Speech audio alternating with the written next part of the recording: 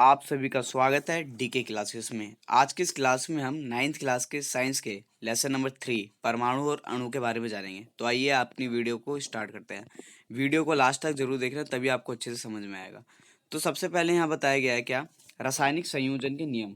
तो किन्हीं दो या उससे अधिक पदार्थों के बीच रासायनिक अभिक्रिया कुछ सिद्धांतों पर आधारित होती है। इन सिद्धांतों को रासायनिक संयोजन का नियम कहते हैं। अब रासायनिक संयोजन का नियम क्या है, तो जब भी अभिक्रिया होगी तो अभिक्रिया में क्या होता है, कुछ सिद्धांतों पे बेस्ड होती है अभिक्रिया। तो उन सिद्धांतों या नियमों को क्या बोलते हैं, रासायनिक संयोजन का नियम कहते हैं।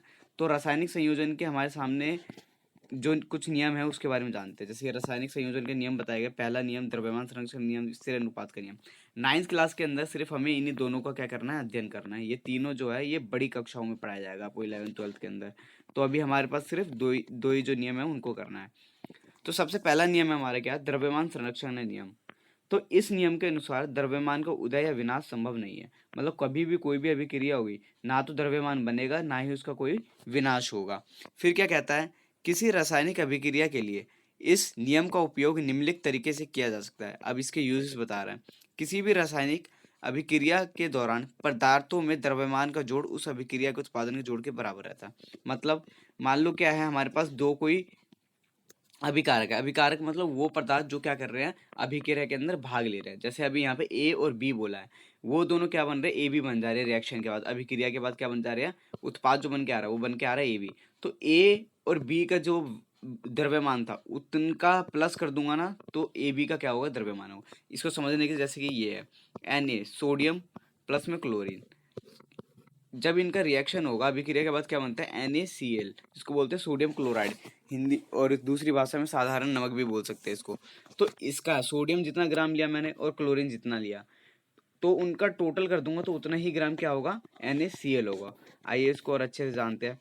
जैसे कि H2O मतलब हाइड्रो, H2O क्या होता है, हमारा जल होता है। तो उसमें क्या करता है, हाइड्रोजन मान लो हमने 4 ग्राम लिया और 32 ग्राम क्या क्या ऑक्सीजन लिया, तो जो जल बन के आएगा वो 36 ग्राम आएगा इन दोनों का प्लस करने के बाद। ठीक है, तो आइए अब अपना आगे बढ़ते हैं। ये देखो यहाँ पे तुम्हारे यूजेस बताया गया वैसे ही सेम। अब जो दूसरा नियम है द्रव्यमान संरक्षण नियम तो हमने पढ़ लिया। अब है स्थिर अनुपात का नियम।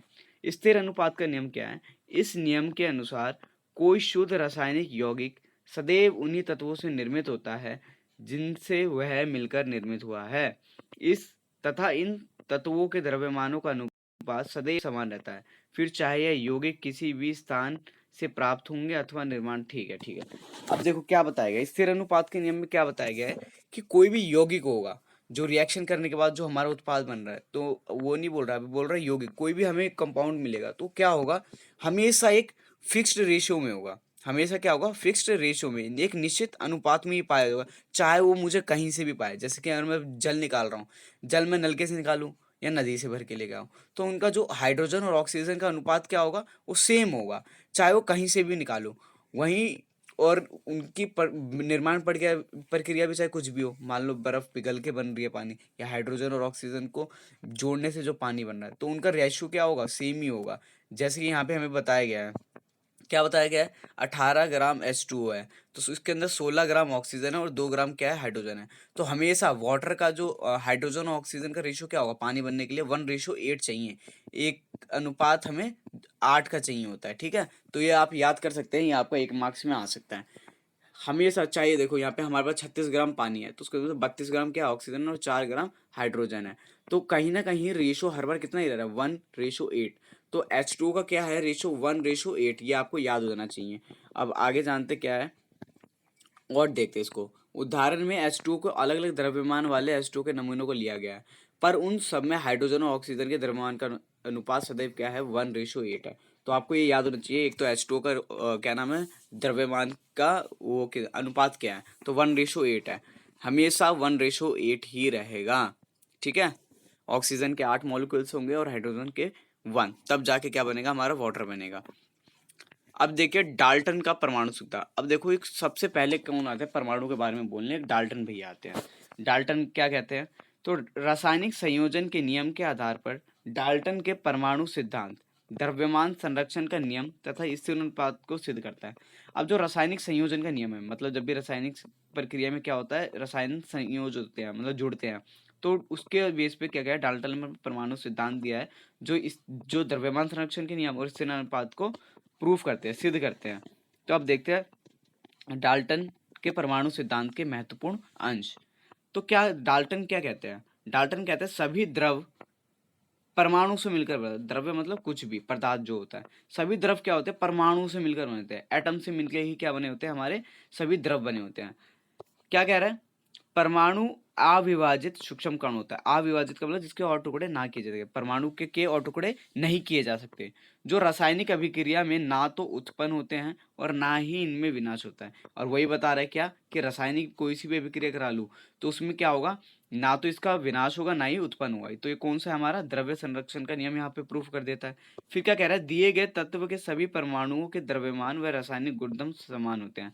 जो हमारे पास तत्व होते हैं उनके, मान लो एक तत्व ले लिया मैंने, आयरन ले लिया, तो उसके परमाणु के जितने भी उस आयरन के जहाँ से भी परमाणु लेके सैंपल ले लो, उनके द्रव्यमान और रासायनिक गुणधर्म क्या होंगे? समान होंगे। फिर क्या कहते हैं? अलग अलग तत्वों के परमाणुओं के द्रव्यमान व रासायनिक गुणधर्म भी अलग अलग होते हैं। अब वहीं इसके विपरीत अगर मैं अलग अलग परमाणु ले लूँ, जैसे मैं हाइड्रोजन का एक परमाणु ले लूँ और एक ऑक्सीजन का ले लूँ, तो दोनों के परमाणु के गुणधर्म भी अलग होगा, उनका द्रव्यमान भी अलग होगा। फिर क्या आता है? अलग अलग तत्वों के परमाणु परस्पर छोटी पूर्ण संख्या के अनुपात में संयोग कर यौगिक का निर्माण करते हैं। अब देखो यौगिक क्या कहते हैं? जो अलग अलग परमाणु हैं, जैसे अभी हमने बात की ना हाइड्रोजन और ऑक्सीजन की, तो अगर इनका अनुपात क्या रहता है? 1:8।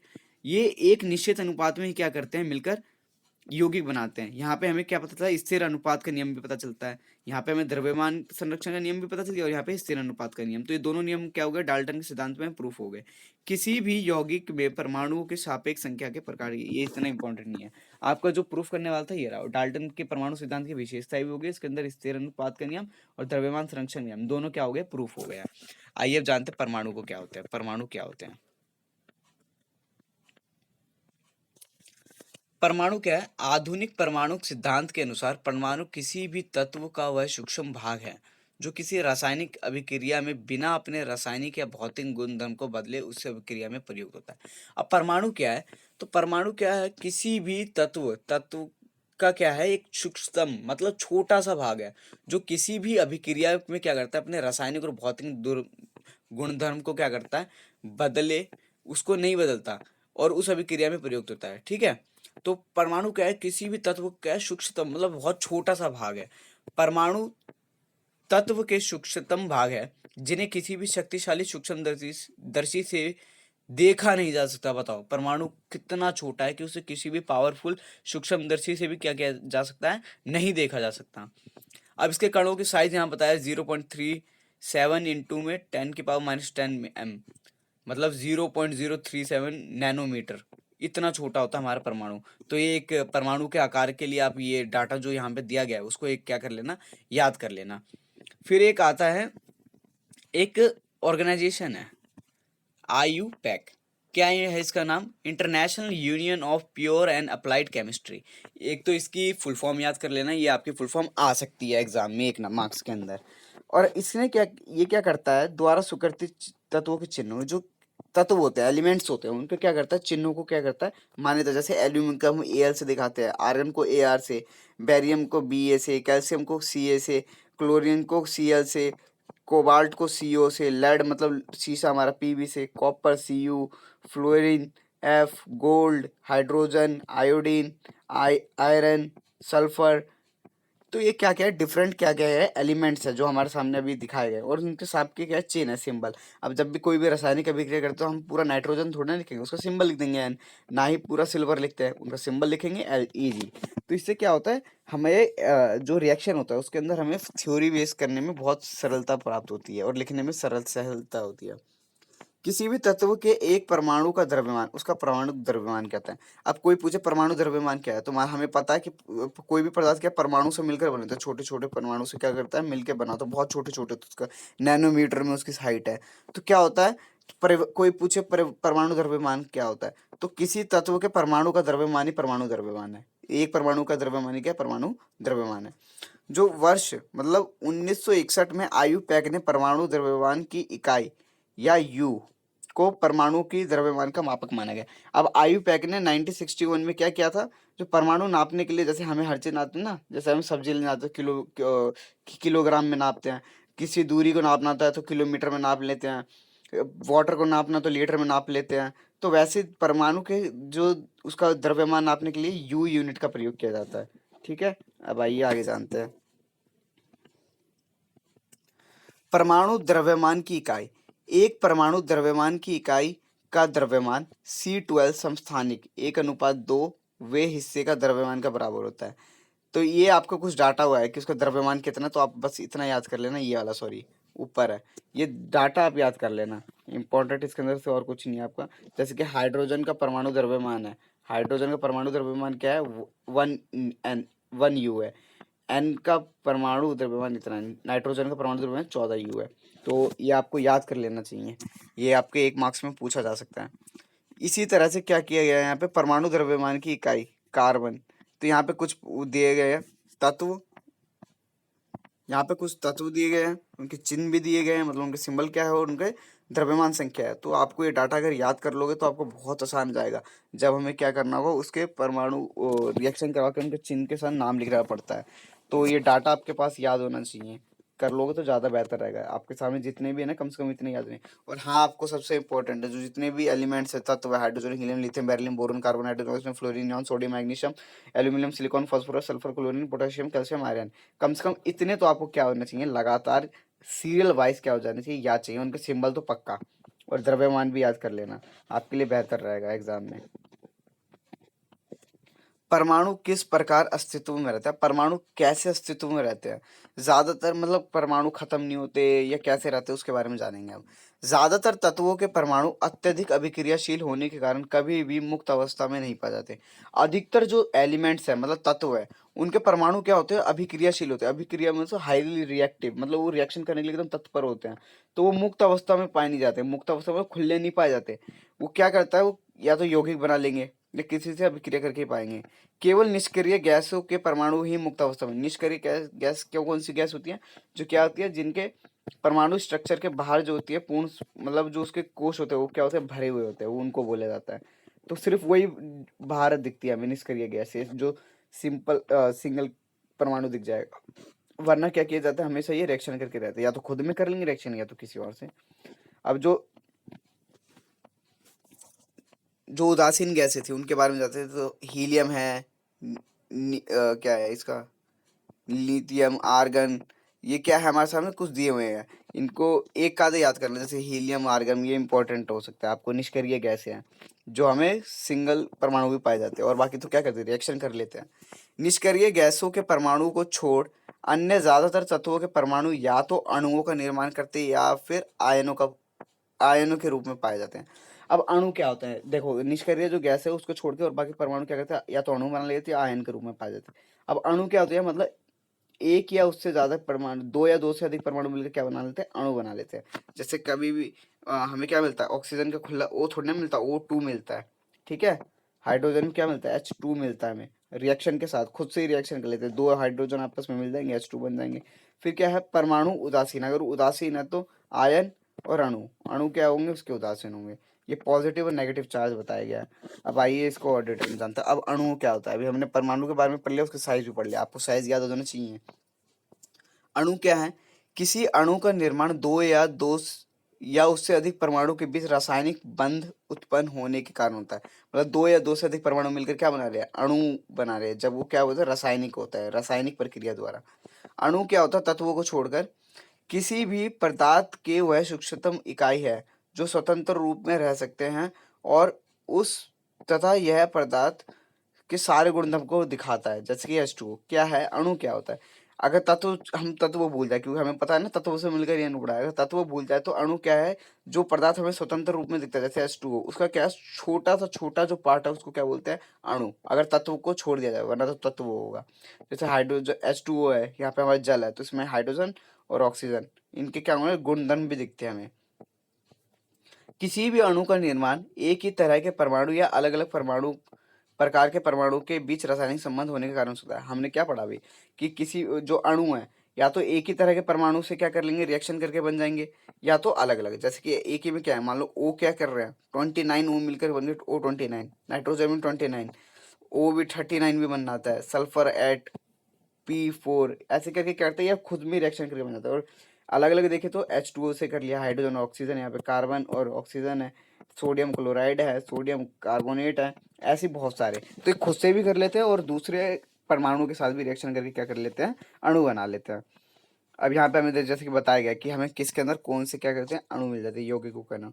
यौगिक बताया संयुक्त तत्व, जैसे H2O में क्या है, हाइड्रोजन और ऑक्सीजन, अमोनिया में क्या है, नाइट्रोजन हाइड्रोजन, कार्बन डाइऑक्साइड में क्या है, कार्बन और ऑक्सीजन, हाइड्रोजन क्लोराइड में क्या है, हाइड्रोजन क्लोरीन, मीथेन में क्या है, कार्बन और हाइड्रोजन, इथेन में क्या है, कार्बन और हाइड्रोजन, सोडियम में क्या है, सोडियम क्लोराइड में सोडियम और क्लोरीन, कॉपर में क्या है, कॉपर और ऑक्सीजन। ठीक है, कॉपर ऑक्साइड था सॉरी वो। तो हमें यहाँ पे कुछ एग्जांपल दिए गए, इसको बस देखने की बात है कि कौन से में क्या क्या मिलता है। अगर आप ये ध्यान से चैप्टर पढ़ोगे तो आपको सारे खुद ही याद हो जाएंगे, ज़्यादा मुश्किल नहीं होता। जो जो बताया जा रहा है आपको, अगर उसको ध्यान से करोगे तो आपको सब कुछ आ जाएगा। अब क्या होती है परमाणुकता, क्या होती है, किसी एक अणु अणु में उपस्थित परमाणु की संख्या को परमाणुकता कहते हैं। सिंपल सी बात है, मान लो एक अणु बना है, जैसे अभी H2O बना था, अब H2O में कितने अणु हैं, उनकी संख्या ही कितने, सॉरी कितने परमाणु, उनकी संख्या ही क्या है, परमाणुकता है। जैसे हमें पता है ना 1:8 है, तो H2O का भी क्या है, मतलब परमाणुओं में परमाणुकता क्या है, अणुओं में उपस्थित परमाणु की संख्या ही क्या है, परमाणुकता है। जैसे आर्गन एक परमाणु का मतलब सिंगल क्या पाया जाता है उसके अंदर, एक ही परमाणु है। हीलियम ये भी, क्योंकि ये निष्क्रिय गैस है इसलिए सिंगल रूप में पाया जाता है। ऑक्सीजन में 2 परमाणु का है, हाइड्रोजन में 2, क्योंकि ये O2 या H2 के रूप में, फॉस्फोरस 4, सल्फर में बहुत सारे मिल जाते हैं। ओजोन में O3, ओजोन लेयर हमने सुना हो ना, वो O3 होती है, इसके अंदर 3 O मिल रहे होते हैं। रासायनिक सूत्र क्या होता है, रासायनिक सूत्र किसी यौगिक या रासायनिक सूत्र उसके संगठन का प्रतीकात्मक रूप है। रासायनिक सूत्र क्या है कि जो भी हम रिएक्शन कर रहे हैं तो उसके क्या कहते हैं, जो जो संगठन है, मतलब कौन कौन से जो अभिकारक होते हैं, मतलब जो जो उसके अंदर अभिक्रिया में पार्टिसिपेट कर रहे हैं, उनके क्या होते हैं, सिंबल ही होते हैं। अब रासायनिक सूत्र की विशेषताएं क्या होती है, रासायनिक सूत्र के संगठनों को संयोजकताएं व आवेश बराबर होनी चाहिए। जब भी रासायनिक जो फॉर्मूला बनेगा, केमिकल फॉर्मूला बनेगा, उसके अंदर क्या होते हैं, आवेश बराबर होने चाहिए, पॉजिटिव नेगेटिव इक्वल होने चाहिए, या तो उदासीन हो जाएंगे, रिएक्शन में क्या हो जाएगा, उदासीन हो जाएंगे। धातु व अधातु के यौगिकों के रासायनिक सूत्र की संरचना में धातु को पहले लिखा जाता है और अधातु को बाद।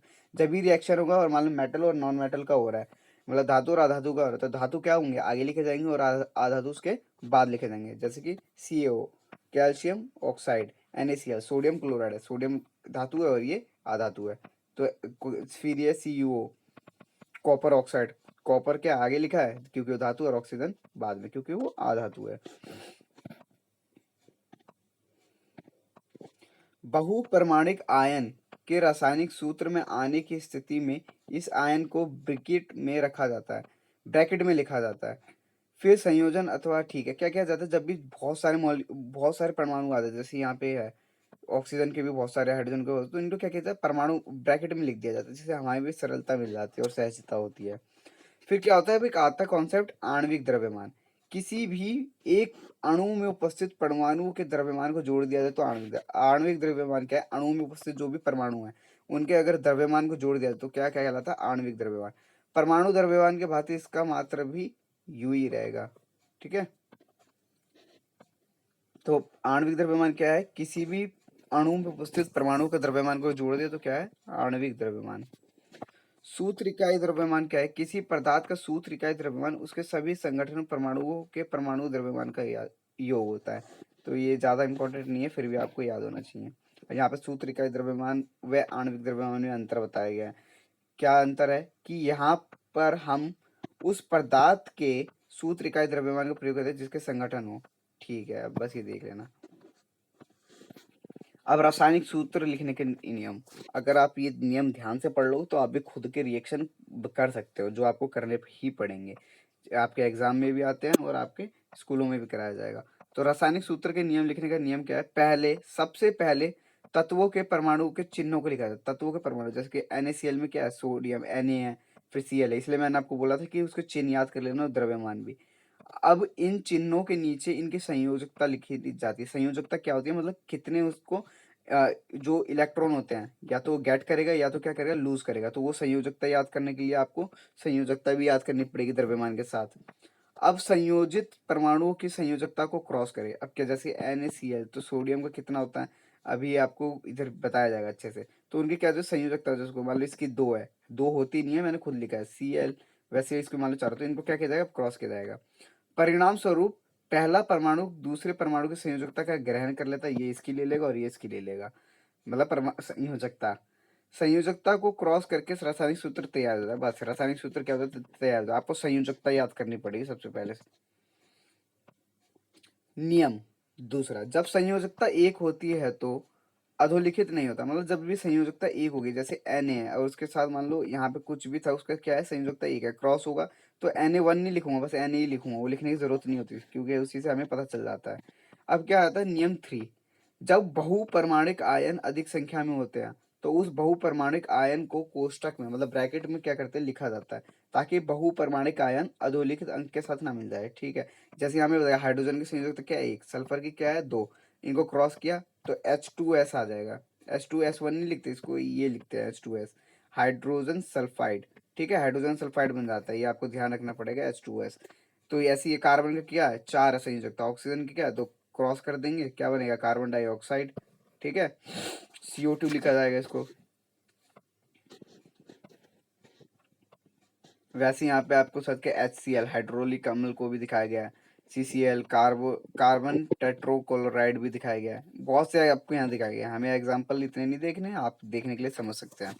अब आयन क्या होता है, आयन एक परमाणु या परमाणुओं का समूह है। आयन क्या है, परमाणु या परमाणुओं का ग्रुप है जिस पर कुछ आवेश होते हैं, या तो धनात्मक होता है या तो ऋणात्मक। धनात्मक मतलब पॉजिटिव चार्ज होता है, ऋणात्मक नेगेटिव चार्ज होता है।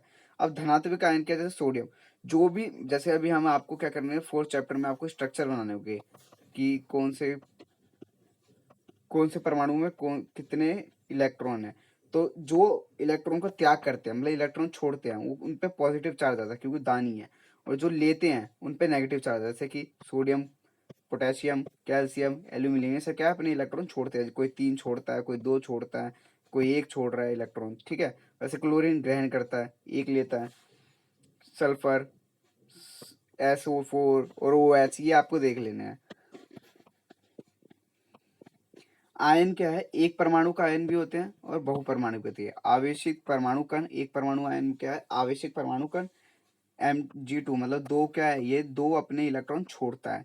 और आवेशिक परमाणु कण जो क्या करता है, ग्रहण करता है, CO2, कार्बोनेट आयरन। ठीक है, अब यहाँ पे आपको आयनिक यौगिक के रासायनिक सूत्र बनाने के लिए दिखाया है। तो सिंपल सा क्रॉस कर दोगे, आपका क्या बन जाएगा, संयोजकता लिखनी होती है नीचे, नीचे संयोजकता लिखो, नीचे यहाँ पर संयोजकता लिखो उन दोनों की, फिर क्रॉस मल्टीप्लिकेशन कर दो, सोडियम कार्बोनेट आपके सामने बन जाता है। ठीक है, ऐसे आपको डिफरेंस क्या दिए गए हैं, यहाँ से आप देख सकते हो उनको। और क्या है, मोलर द्रव्यमान क्या है, मोलर द्रव्यमान किसी भी पदार्थ के एक मोल कणों के द्रव्यमानों का जोड़ होता है। अब मोलर द्रव्यमान क्या होता है, किसी भी पदार्थ के ना एक मोल कण के द्रव्यमान को जोड़ दिया जाए तो क्या है, मोलर द्रव्यमान। यानी मोलर द्रव्यमान एक मोल पदार्थ के कण का द्रव्यमान होता है। मान लो एक पदार्थ का कण ले ले तो उसका द्रव्यमान क्या है, मोलर द्रव्यमान है। जो जर्नली में जो पदार्थ के कण का द्रव्यमान कितना होता है, 6.022 इंटू में 10⁻23। तो ये आपको याद है, जैसे कि उदाहरण दिया गया, हाइड्रोजन का परमाणु द्रव्यमान इतना है जबकि इसका मोलर द्रव्यमान इतना है। ठीक है, नाइट्रोजन का भी दिया है, सल्फर का भी दिया है, HCl का भी दिया है, तो आप ये देख सकते हैं। अब क्या है, मोल संकल्पना इतना कणों, परमाणु, अणुओं या आयन का समूह है। नॉर्मली ये डाटा याद करना है आपको इसके अंदर, और कुछ नहीं है। यहाँ पे एग्जांपल दिया गया, आप इसको भी देख सकते हैं। कुछ इंपॉर्टेंट फॉर्मूला दिया कि मोलर नंबर निकालने के लिए कौन सा फॉर्मूला दिया गया, द्रव्यमान और मोलर द्रव्यमान आपको बताया था। फिर मोल की संख्या, दिए गई संख्या और इस नंबर से डिवाइड कर देंगे तो हमारे क्या आता है, मोल की संख्या आ जाती है। मोल की संख्या निकालने का दो फॉर्मूले दिखा दिए आपको। ठीक है, ये इंपॉर्टेंट कुछ फॉर्मूले थे बस। यहीं पे आपका क्या होता है, ये 9th क्लास का जो 3rd चैप्टर था, परमाणु और अणु, ये क्या होता है, खत्म हो जाता है। उम्मीद है आपको ये वीडियो पसंद आएगी, और अधिक जानकारी के लिए आप चैनल को सब्सक्राइब कर सकते हैं। और आपको कोई भी क्वेरी हो तो आप क्या कर सकते हैं, हमारे कमेंट करके पूछ सकते हैं। मैं आपके कमेंटों को ज़रूर से ज़रूर जवाब दूँगा। धन्यवाद।